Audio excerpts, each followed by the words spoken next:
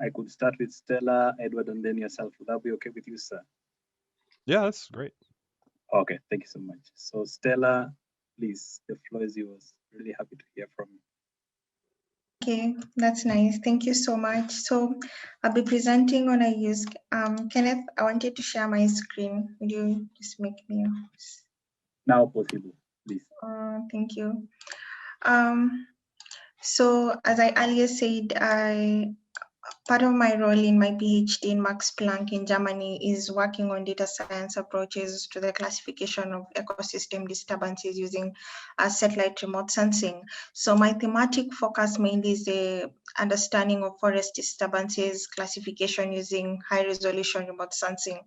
Having had a background in understanding water-related frameworks, fire-related frameworks, I've done a case study analysis on use of disturbances such as fire, but very few studies have understood disturbances like insect disturbances that equally affect forest at a high rate. So my main understanding or my main research focus is understanding disturbances, how they link to climate change, and how forest management can be able to benefit from our research, especially on the policy perspective. So a lot has been done on modeling, but a few has been done on use of remote sensing. And so I'll just go straight to my work. My case studies are in Africa, and two of them are in Marmora Forest, that's the northern part of Morocco, and KwaZulu-Natal Forest, that's in the southern part of South Africa. Why did I choose these two particular places? Because the seasonality of insect disturbances, or rather insect disturbances, are high compared to any other type of disturbances in the particular zones. And then the tree structures between the two are different at particular seasons. And equally, the seasons at which insect develop at that particular seasons are also different. So going straight to my analysis, which is just the first few analyses that I've done the past 1 week, there's more to be done. I used the enhanced vegetation index to understand the difference at that particular season. So I picked two peak seasons, that's mainly between 2017 and 2019. This is in Morocco. And the reason I picked these two seasons is because it was during summer, thus the temperatures were high, the insect infestation was equally high at that particular season, and thus the difference in between the seasonality was equally can be seen or felt. And if you look at this image, you can be able to see, or rather you can be able to see the decrease. The 2019 is the image that's currently, this is the difference of now, and this is the difference in 2017. And so one of the things that this was able to help me understand or look forward into is understanding the rate at which the insect infestation has occurred using vegetation indices. Why is this very important? It will guide me a lot in formulating my training samples and in understanding, because eventually I want to use machine learning to classify the type of disturbances and also equally the rate at which the disturbances of insect infestation has occurred at that particular presence. So Morocco was one of the areas that I was able to use under DEA, vegetation phenology. I was equally able to conduct NDVI and also leaf area index vegetation, and equally the same had occurred in Morocco. And this was very particular because you can see the infestation around the forested areas in Mamura is highly increasing around the seasons of summer. And so it's something that a lot needs to be done on this particular area. Equally, a lot of difference was seen in South Africa on the same. If you look at this image, you can see the red patches have also increased over time when compared 2017 to 2019 in KwaZulu, using both enhanced vegetation index and also the leaf area index. So this was quite a shock to me because of this increase, you find a lot of farmers who depend on timber for crop production have to cut their trees before the early maturity of those trees. And so because of that, they tend to lose a lot in the market sector. So they are trying to find solutions on how we can detect forest infestation before it occurs. And so this analysis is what I am aiming at. How can we be able to advise the people who use timber a lot around that particular zone when the insects are about to attack that area? What do they do? Do they prepare for cutting of trees early? And how do they avoid loss in the market because timber is their main product? And then last but not least, I was able to compare a mean composite difference of the two areas, that is Marmora in Morocco and KwaZulu.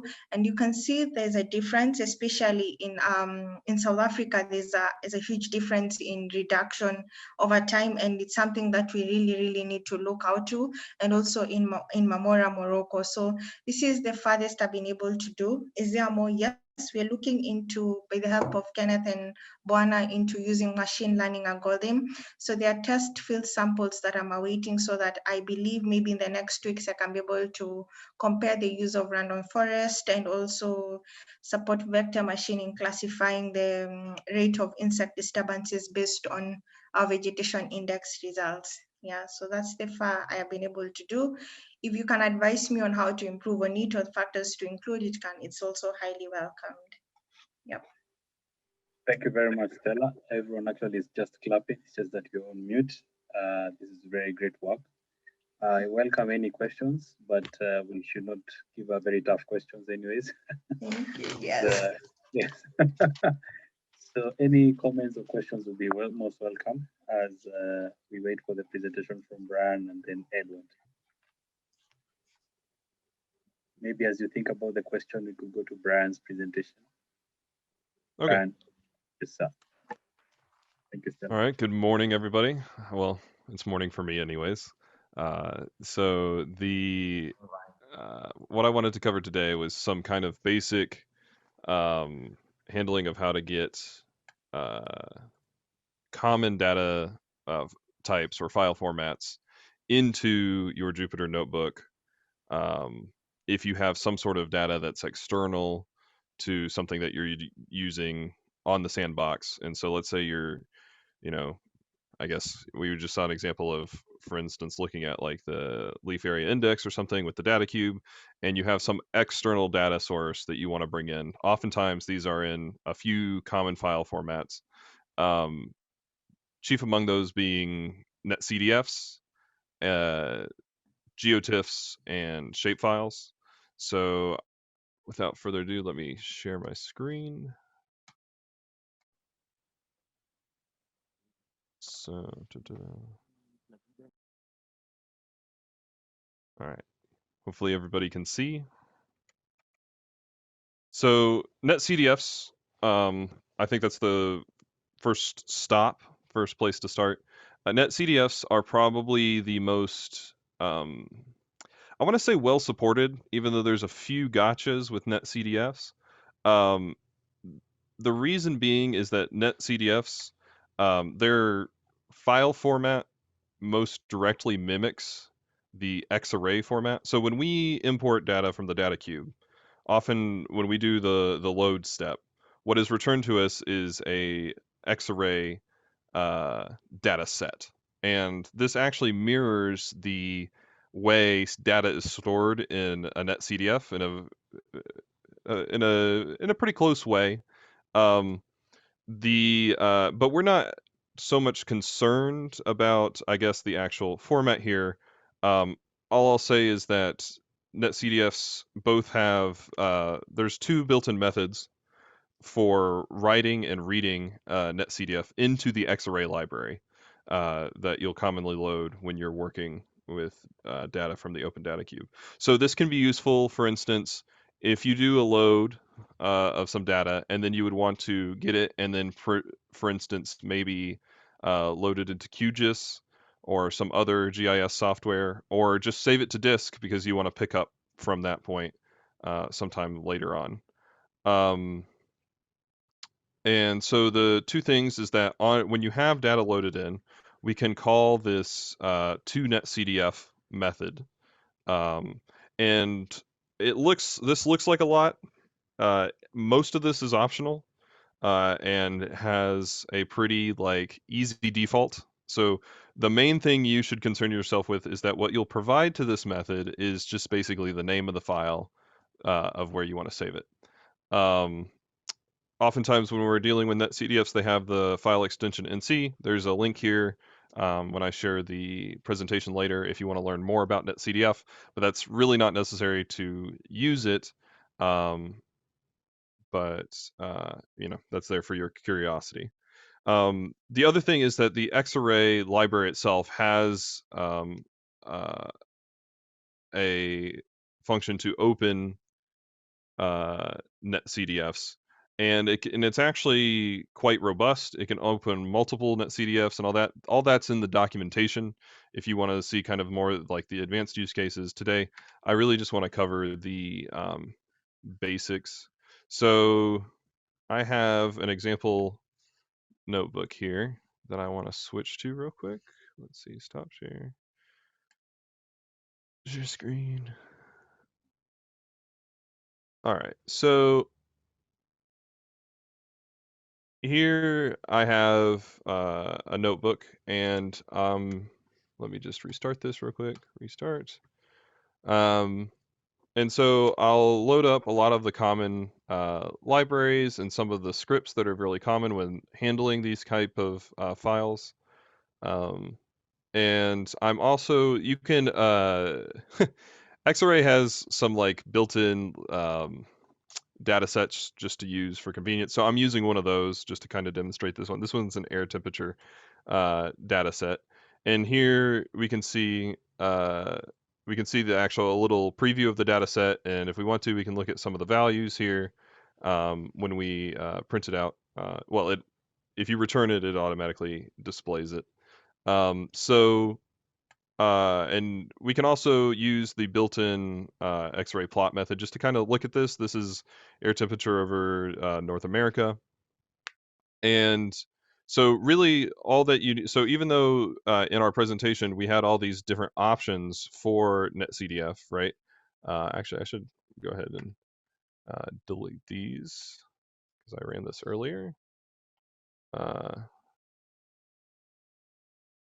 So here we can just take our temperature data set, right? What I have up here.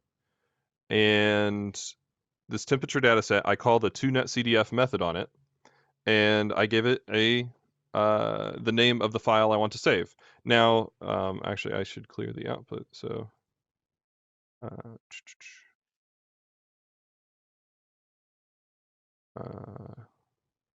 sorry, 1 second.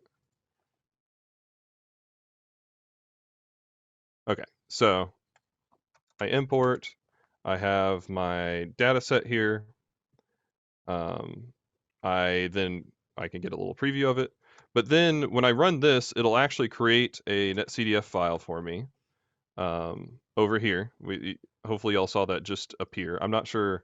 Hopefully my screen's not too big. I know that's kind of an issue. I can enlarge it if. And so we have this new NetCDF here. Now, it gave us this error, and this is kind of one of the gotchas, which is that when we store a NetCDF, one of the things to kind of remember is that if you have nada numbers or nans in your data set, this is what this warning here is yelling at me at, is that if I have nans in my data set, that there won't be, and I don't specify a fill value, it'll just fill it with a blank, which will mean that when I read it back, my data set will actually look different. So the idea is that if there's these floats, and it does this anytime there's floats. I actually don't have any nans in this data set, I believe. But anytime you have floats, it'll yell at you about if there are nans, they won't write to the NetCDF, and that you'll actually need to specify a fill value. So there's one way to do this, which is that you can do. Actually, I think that might be a little too thing. You can specify it in the encoding parameter for the method. But I think kind of the easiest way is that you can just use the fill NA to fill the nans, and I can fill this with some sort of value, for instance, negative. I just picked a value here, and then write it. And when I do this, it won't yell at me because because there aren't any nans in my data set. So now let's say I wanted to read NetCDF, right? Here I'm using up here when we called all our libraries, right, I imported Xarray as XR. That's just kind of for my convenience. It's easier to type XR, and it's very common that a lot of libraries in Python, people import them as like just kind of two initials just to make it easy to type. And so you'll see a lot of examples that actually use XR as well. So, and I'm calling open data array here on this, and this will open a netcdf for me, and I can actually, I guess I should demonstrate that that has indeed succeeded. And so I have my data array back. Now notice one difference I wanted to point out here is that there are two Xarray data types, a data set and a data array. And a data set has multiple data arrays. So when you read this in, when you're saying to data array, this has imported this back in as a data array. Oh, I see the chat might have some questions. Hold on one second. Let me, if I can find that. It's not coming up for me. Maybe my window is over it.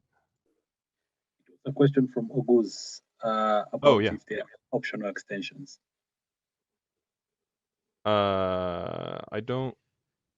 I wish I could. For some reason, Zoom is not working and not bringing up the chat for me. Brian, let me just ask the question. Oh, here it is. Yeah. When you said open, you just specified airtemp in sort of airtemp.nc. Is the file extension optional, or is it just is that just for built-in data? I don't believe it's optional. Up here, this was not a real open. I'm taking the tutorial. Okay, so in general, ignore this. This is me just bringing in a known data set for an example. This is importing. There is built into the library. There's example data sets in the library. So this is not really good question, but it's not really germane to like the actual file IO. All right, so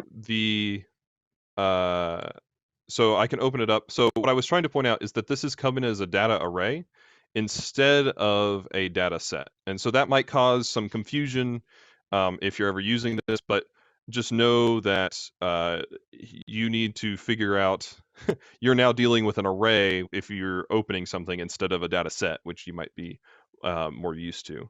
And I think that's a bigger like if there's a lot of confusion about that, that might be a bigger conversation for another time about how to use Xarray. And then I can see, did I get my data back from the file? I did. Here it is. I'm looking at that netcdf data set that I just imported, and voila. All right, so back to the presentation real quick. If it cooperates.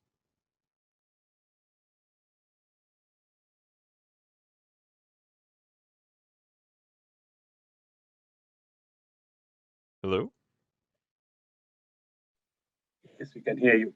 Okay, good, because Zoom kind of glitched out for a second. Okay, so the next common data type are geotiffs. So geotiffs are, I don't know if anybody's familiar with the TIFF image format, but that's basically all geotiffs are, except they have some extra metadata for GIS metadata, telling you kind of like where it is, where it's located, what the extent is. There are other kind of versions of geotiffs. Sometimes you might hear the word cog. These are an extended, a more specialized version of even the geotiff, but they're the same thing. There's a built-in method for import in Xarray, but there's not a built-in method for export. So we have this open raster IO, and it's using the raster IO library, which is very convenient for dealing with geotiffs. The sandbox under the DE Africa data handling.py script does have a thing. You can write a geotiff, but it's a little bit more involved. And so let's look at how that kind of works. So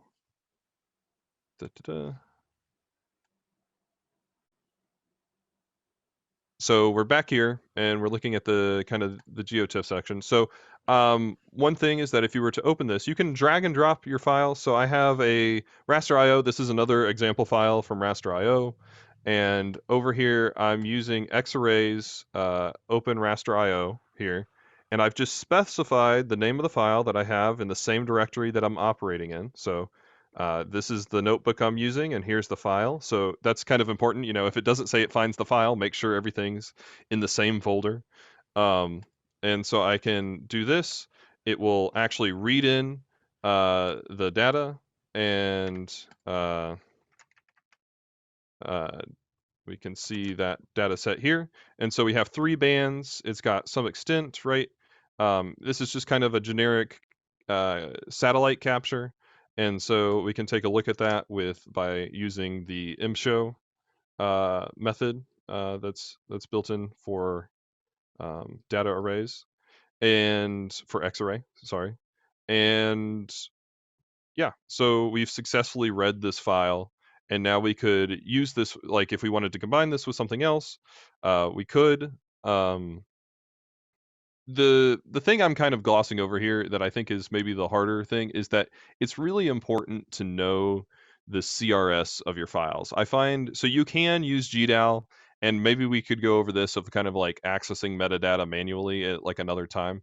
But knowing knowing kind of the CRS of your files is kind of pretty important for making sure that they're projected right. And so this is not this image is just treating it as a regular image. It's actually not being projected, and we could use a library called CartoPy, but I'm getting off in the weeds here. So let's take a look at it. Let's say so one of the things is that this GeoTIFF was kind of small, right?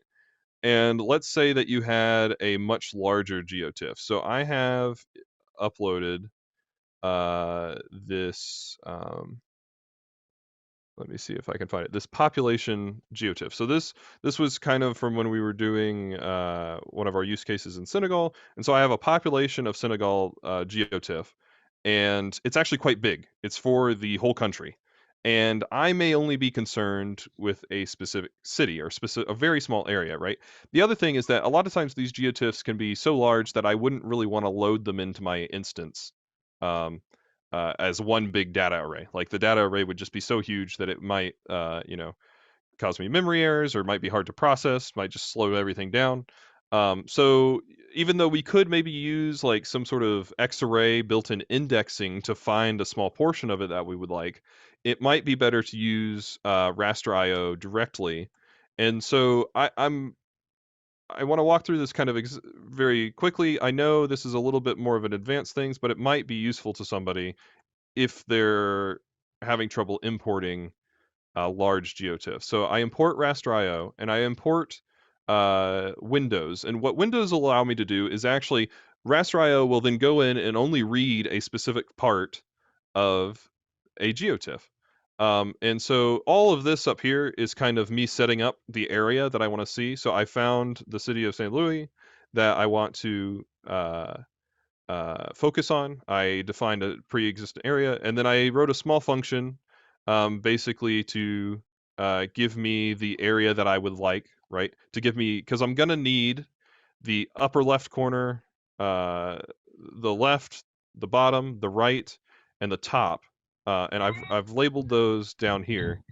And what I'm doing is actually just accessing them here. So I have a little area, and I've accessed them here. So what I'm doing is I'm opening the GeoTIFF, right, as source, and then I'm creating a window, and this window has these bounds: the left side, the bottom, the right, the top side, and then a transform.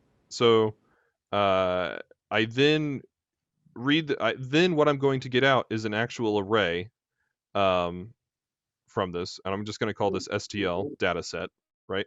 And so I'm going to do source.read, and I want to give it the I'm specifying a shape here. You don't have to, but the important part here is that this window I created, I'm saying I want the window I want to read from is the window I created up here. All right. And when I run this, Hey, Brian, real quick, what's that tuple you're passing to out.shape? Oh, this is just the just the size that I want. It doesn't necessarily have to be that. That was kind of left over for my specific use. But if you want to if you want to tell it to be a specific shape, you can. Are those numbers pixels? Yes. Okay. Okay, that's what I was confused about. And when we do this, this doesn't look like a lot, but this is some population data for over that.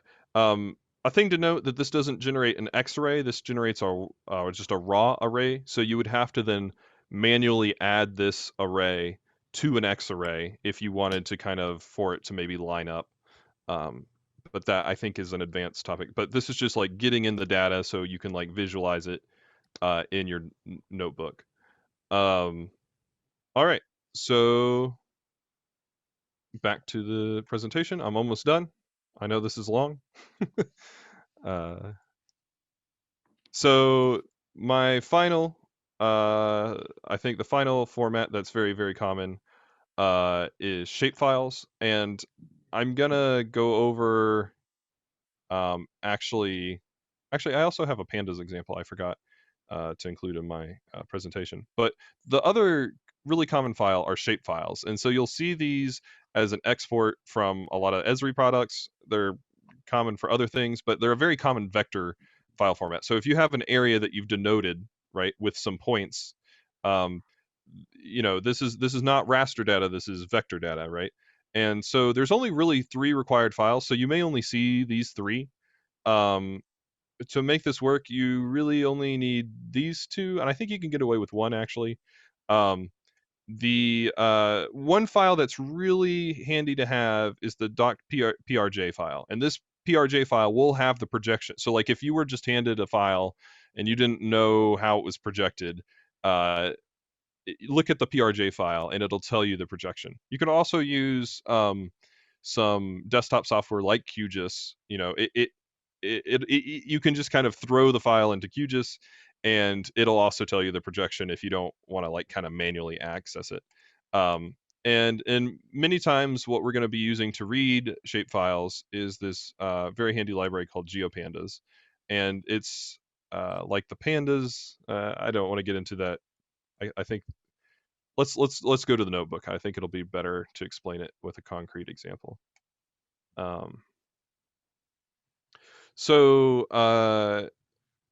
This shapefile, so this was from another use case we were doing. So I have a shapefile of a conservancy here near Lake Baringo, and I've uploaded it. I've just uploaded my shapefiles over here, so they're in the same directory, right? And what I can do is I can specify the shape.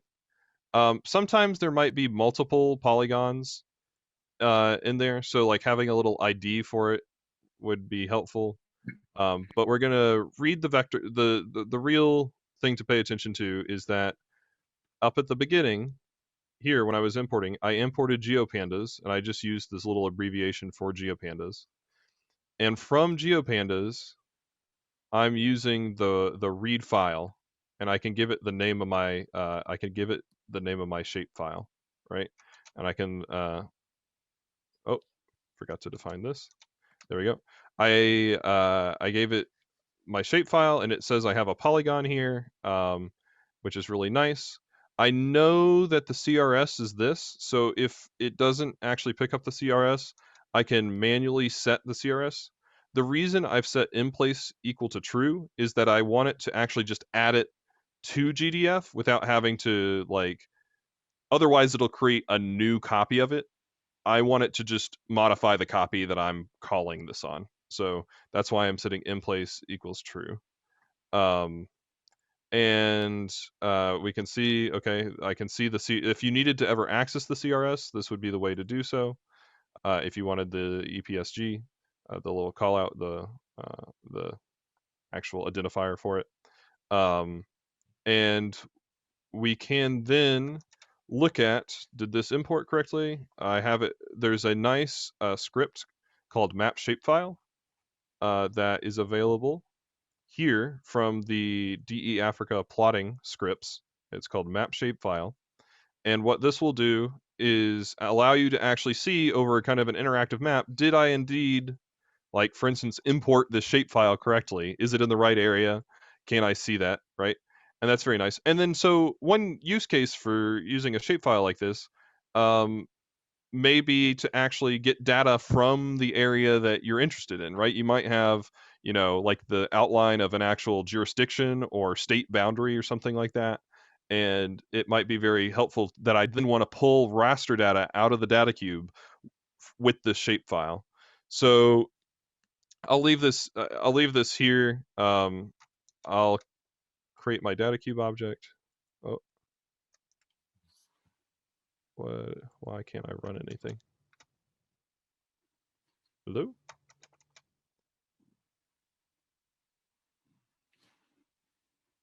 For some reason, my keyboard's not working.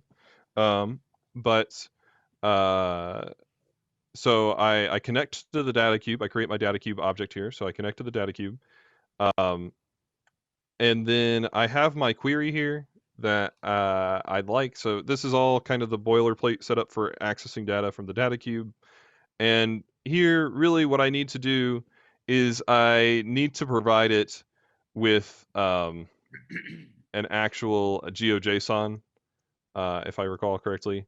And this magical thing creates the geometry for us to actually request the data from the data cube with that. Now, what will happen with the query is it'll just put a bounding box that that will actually cover the whole thing. So it'll still be just a box. And so what I can do is I can actually rasterize my GeoPandas data frame, and then I can mask out the places that I don't want. So here we go. I get a bunch of data. Here's my X-array, right? And here is the here's an RGB preview of me pulling out an image for this area that I've denoted with the shapefile. I guess one final thing is that, so we've covered like kind of the three main ones, and there's a couple of other formats that X-array supports natively, but some of them are more common than others.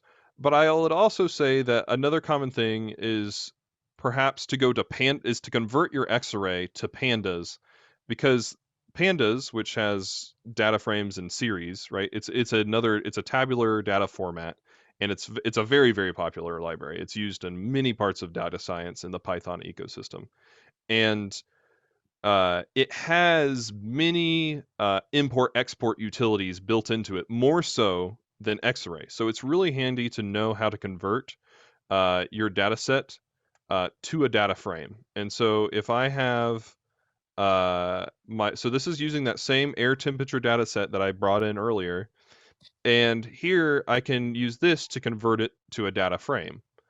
And that looks something like this. And so for each latitude and longitude, it actually has a value for a bunch of the dates. So there's the lat, the long, and then the time, right? And then the air temperature over here on the right. And so it's giving me a preview of that. But notice this is a really, I would emphasize that X-arrays have lots of high dimensional data in them. So we oftentimes have like an X and Y spatial extent and a time extent, right? And we may actually have many copies of that. So converting to a data frame can make quite large data frames. So if you're doing something like this, where, for instance, X-array doesn't have native CSV support, right? What we can do is we can actually take our to export CSV, I created my temperature data frame, and I can take that temperature data frame and I can convert it to CSV. But notice something. This takes a very long time because this is a very large data set. And this CSV is going to be quite flat, and so there's going to be lots of rows and columns in this. So it just finished, and we can actually look at the CSV here. It's going to take a second to load.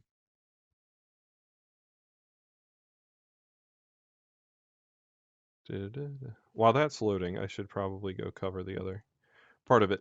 So sometimes we might want to just, have a specific location or something like that we want to get data on. So the difference between a data frame in pandas and a series is a data frame's two-dimensional. So pandas only handles two-dimensional data and then one-dimensional data. So a data frame is two-dimensional, a series is one-dimensional. And so what we can actually do is take our same temperature data set. I want to take the air temperature, and I want to select just the air temperature at this specific location of the longitude 30, latitude 10, right? And then I can pull out what the temperature over time was there. So that looks something like that. And now I have my temperature series in an X-array data array, right? And I can use a different method called toPandas, and this will convert it into a pandas series, which looks much simpler. I have just my time and I have my temperature thing. And when I convert that to CSV, it goes much, much faster. And we can look at the difference in size here. So here we have our latitude and a longitude, and we have our times, and then we have our air temperatures. And this is a huge, huge file. But when we're looking at our air temp series, still a very big file, but much more manageable. We have our time series data for that. So I hope that was able to kind of elucidate some file manipulation maybe that you might be struggling with when using Jupyter Notebooks and the Python environment. So yeah, are there any other Brian, questions? this great presentation. I have one question. Where can the users find this notebook, or do we need to share it separately? We would need to share it separately. So if you would share the notebook, I may also modify my slides to put some screen caps of the cells in there, and I can also convert it to a PDF, so that way you could just read it as well as just kind of a reference if you have trouble running it or something like that. So we could do both. Thank you very much, Brian. This was a great presentation, and everyone, I can see everyone clapping from where they are. Just because of time, I can just let Edward continue to present as people post their questions in the chat. Edward, are you with us today? Yes, Dan. Okay, so let me share my screen.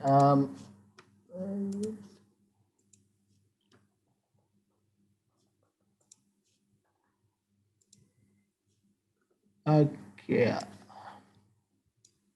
Okay, please, can you see my screen? Yes, Edward. Looks very nice. Okay. Okay, thank you. Today, the presentation I'll be presenting will be on how to get to know more of the data sets that is available for Digital Earth Africa platform. I've just opened a sample notebook in the real world folder. That's the Bent Area Mapping Notebook. If you've been able to go through the 6 weeks training, at some point you notice that we will load the product into the sandbox, then start working with the product, as you can see here at this particular cell. Looking at it, you have specified here at the products, and you have put in the product name here. This is actually a Sentinel-2 product that is available. So the question that comes in it, okay, how can I know enough information about the products that are available within Digital Earth Africa? So that's what we are going to talk about, is so that if in the near future more products are coming and you want to load those products into your work, you can actually go to that area and go and pick that product and come and use it within your sandbox. Not only that section, also at the map area. So what we are going to do is going to use the Digital Earth Africa Explorer. I'll put the link in the chat. Okay, So the Digital Earth Africa Explorer actually lets you know the available data sets that that is available within the Digital Earth Africa database. If you go there, this is actually the default interface that it will show up. You have the product, the types, and the explorer. So where the mouse is, if you click on that area, all the products that is available within the Digital Earth platform will be shown there for you to have access to. So all these products, some of them are under development. So all the names are there. If you click on it, the information you are going to get won't be that much of information. So once you click on where I've clicked on the map interface, all the products available will be listed on it. And looking at this, these are all the products names that you can actually use to access the data within the sandbox. So for instance, where the mouse is S2_L2A. That's for the Sentinel-2 imagery. That's Sentinel-2A and Sentinel-2B imagery. So if you pick this particular name here, then when you go into your sandbox, you can actually replace it here. So if you want to actually use another product, that's the geomedian, sorry, for the WAFs, if you want to use the WAFs annual summary, this is the name that you will copy and replace it with where the S2_12A is. So once you pick that name, you'll be able to access the products that's available on the platform. Not only that, so with the one we want to deal with the Sentinel-12A. So when you click on it, it will load all the area of coverage where this map, where this imagery covers. So what you can see here is that this image, all these are tiles of the imagery. So probably Sentinel-12, Sentinel-2 covers the whole of Africa. And at the top left here, you're going to see the years of coverage that starts from 2016 to 2021. So just on the upper right corner, you are going to see all years here. So when you click on the all years to give you the years that it starts, so you can choose for 20, if you come to 2021, so it will filter it to the 2021, then give you the months, the breakdown of the months. Once you click on the month, it will also let you know the month that is actually available. So you have it from January, February up to March. So when I click on March, it will still go that further and let us know the available the dates that are available for for the Sentinel-2A. So at the top left here, you can actually see these are all the timestamps available. Just before that, you can see all the days. Once you click on all the days, you know the time in which you have all the imagery available. And the latest imagery that we have is on the 15th of March. That's Monday. You have that one available also on it. From here, you can actually move down here, then zoom in a little to actually inspect the tiles. So as you see, you can already see the tiles there. So these are the tiles that are being shown. You can click on the tiles or any of the tiles to give you further details in relation to that particular tile. So when you click on the area here around Madagascar, a new image will open for us here. Then you will see the available scenes that are available for that area that we selected right now for this small tile that we have. Within these scenes, when you click on it, it will give you the metadata information about it. So you have the field information, you have the location, so you have the link here, which will give you enough the details about the metadata. And if you also come down here, you are going to have this same metadata information that this link generates here. So this will give you the information in relation to that particular tile that you are having.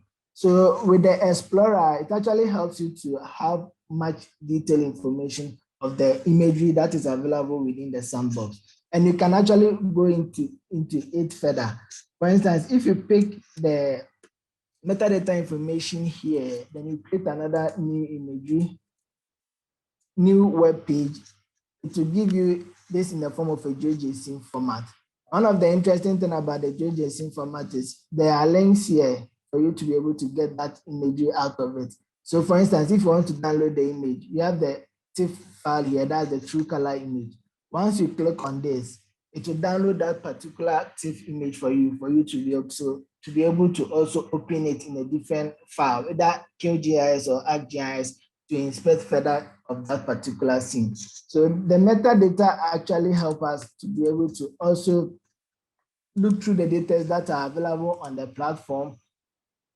At the end of the day, after getting the data, you can actually pick that data information up, send it into the sandbox, do the querying, the years that you actually after, whether 2016 up to 2017 or 2018, and also the area it covers. Maybe the product you are going to choose, it won't actually cover the whole of Africa. So using the Explorer to actually let you know the area of interest, whether the area of interest you want to work with, that particular data set covers it. So that's what today I wanted us to talk about, and I'll be happy for all of you to explore it further. And if you have any further question also, you can reach either Ken and I, so that you can talk further on it also. Thank you. Thank you, Edward, for this great presentation and also informing us where this information is, which is very important for us. At this point, I wish to welcome any questions from the audience. Brian will share the PDF and the file. It will also be nice because I think we have new people like Jeff who have just joined. And how is Eric Mwala today? Are you well, sir? I'm doing well, Ken. Thank you. I'm doing well. Welcome, sir. So any reactions to the three presentations? At least I've seen in the dialogue, Stella has received some comments. If you I don't had a have question questions, yes, please. Yes, please. Yes, Brian. I had a question for Stella, which is, what are the factors that you're planning? So you're looking at the effects on the leaf area index and the EVI right now. Are you also planning to investigate? Are you mainly? I think in your presentation you mentioned both detection and some maybe prediction or warning. Are you looking at maybe trying to capture any inputs into the that contributes to the insects and their like kind of explosive growth? I think you're muted. That's a good question. Yes, one of them is climatic temperatures. That's one of the inputs that I'm looking into. Another one is the type of trees in that particular area will also be an influence to me. Also, another thing that I am looking at is the, how do you call it? Like the leaf structure of those particular areas that the forested people can be able to help me understand. And last but not least, the seasons or the dates, the time in which leaf infestation begins by the insects. Those are a few of them, but looking into more than that, yeah. Okay. And if you don't mind a follow up, for the areas that you showed us, was there a specific reason you chose those areas, or was this just kind of exploratory? There was a specific reason. First, it was just exploratory, but two, it's because they were recently infested by insects over between the period of 2017 to 2019, beyond other seasons. That's why I chose those two particular areas. Right. Yeah. Okay. Thank you. Thank you. Stella, Yeah. do you have a particular species of insects in question, or it's just insects general? No, generally it's insects, but comparing Morocco and South Africa, there are two types of different insect infestation.